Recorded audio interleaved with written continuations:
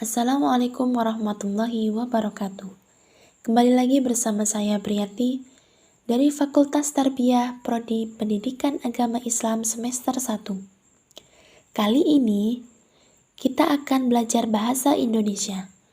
Sebelum kita mempelajari bahasa Indonesia lebih dalam mengenai tanda baca yang baik dan benar, terlebih dahulu kita mempelajari sejarah perkembangan bahasa Indonesia. Sejarah menurut saya yaitu sesuatu yang sangat penting untuk diketahui. Sebab dengan kita mengetahui sejarah, kita bisa tahu tentang apa yang terjadi di masa lalu.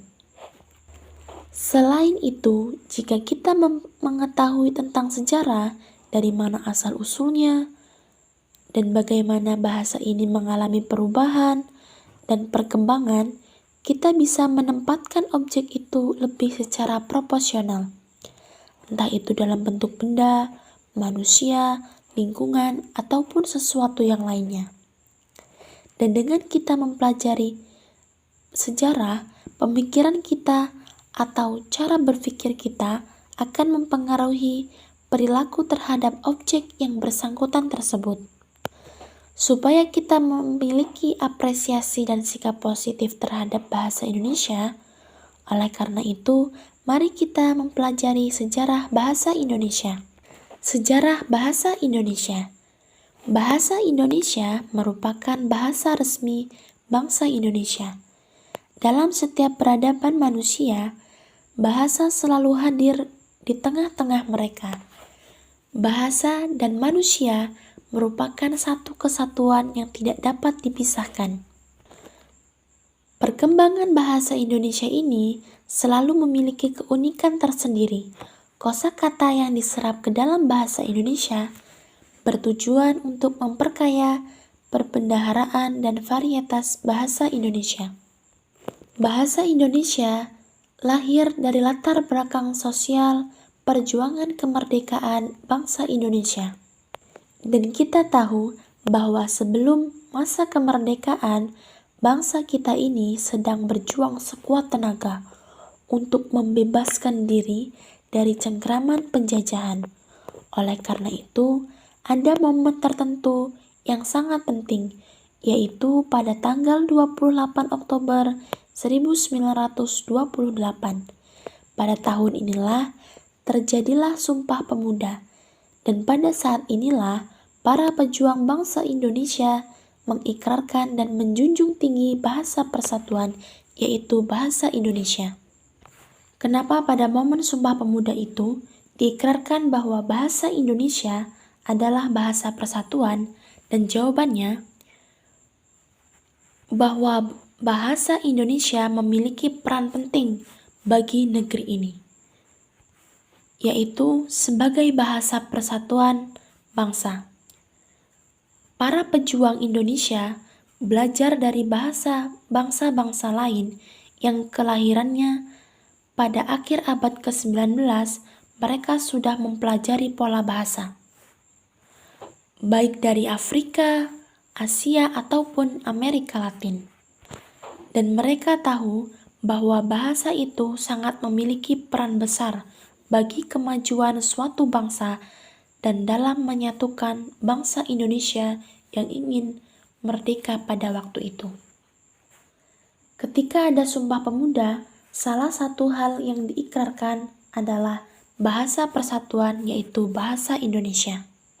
Bahasa ini sendiri memiliki dua implikasi, yaitu yang pertama, implikasi praktis, yang kedua, implikasi politik. Yang dimaksud dengan implikasi praktis adalah ketika kita sudah mengikrarkan bahasa Indonesia sebagai bahasa persatuan, orang-orang dari berbagai latar belakang budaya dan suku memiliki alat komunikasi yang sama, sehingga bisa berkomunikasi dengan lancar. Sedangkan implikasi yang kedua disebut dengan implikasi politik.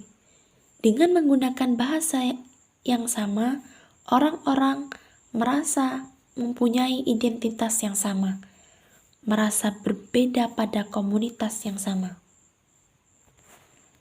Sejarah lahirnya bahasa Indonesia ini memiliki dua titik penting atau dua momentum yang bisa kita gunakan untuk menjawab lahirnya bahasa Indonesia itu kapan. Yang pertama, secara politis. Secara politis, bahasa Indonesia sudah lahir sejak tanggal 28 Oktober 1928, yaitu pada saat terjadinya Kongres Pemuda II. Namun, secara yuridis, bahasa Indonesia lahir pada tanggal 18 Agustus 1945, yaitu pada saat Undang-Undang Dasar 1945 resmi sebagai Dasar Indonesia. Pada pasal 36 Undang-Undang Dasar 1945 telah disebutkan bahwa bahasa negara adalah bahasa Indonesia.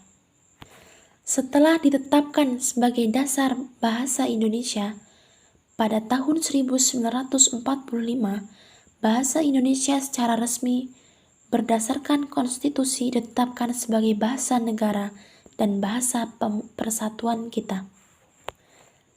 Sejak saat inilah bahasa mengalami perkembangan yang sangat pesat.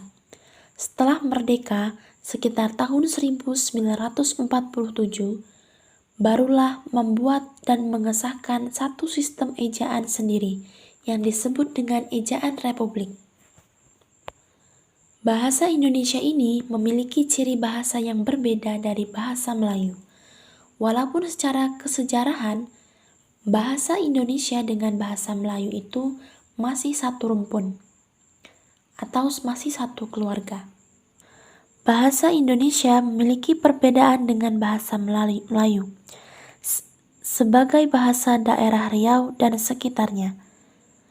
Bahasa Indonesia pun juga memiliki perbedaan dengan bahasa Melayu sebagai bahasa yang digunakan oleh masyarakat Malaysia. Dan pada saat inilah identitas bahasa terus berkembang hingga sekarang. Perkembangan sistem ejaan bahasa Indonesia.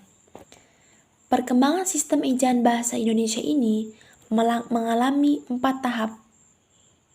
Yang pertama, pada tahun 1901 ditetapkan sebagai ejaan Van Ephuysen atau bahasa Melayu. Yang kedua, perkembangan sistem ejaan bahasa Indonesia ditetapkan pada tahun 1947, ditetapkan sebagai ejaan Republik. Yang ketiga, perkembangan sistem ejaan bahasa Indonesia terjadi pada tahun 1972 yang ditetapkan sebagai ejaan yang disempurnakan atau bisa disebut dengan EYD. Yang terakhir, perkembangan sistem ejaan bahasa Indonesia terjadi pada tahun 2015 hingga sekarang bisa disebut dengan bahasa Pedoman Umum Ejaan Bahasa Indonesia atau bisa disebut dengan PUEB. Cukup sekian, terima kasih. Wassalamualaikum warahmatullahi wabarakatuh.